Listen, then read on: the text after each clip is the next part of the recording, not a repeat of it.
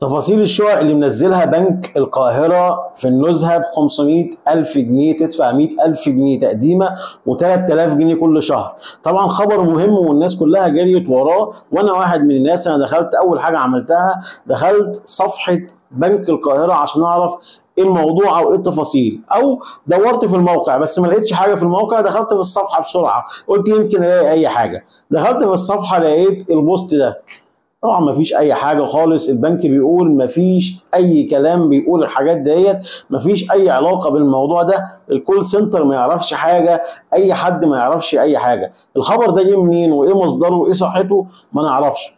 بنك القاهره نفسه في الصفحه الرسميه بتاعته اللي متوثقه قال لك انا مفيش عندي كده.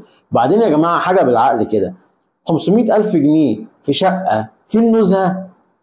ده في التبين مفيش الكلام ده، في مايو مفيش الكلام ده، الاسكان الاجتماعي مفيش الكلام ده، الشقق اللي بتنزلها الدوله مفيش الكلام ده.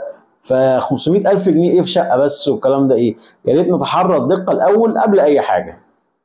السلام عليكم.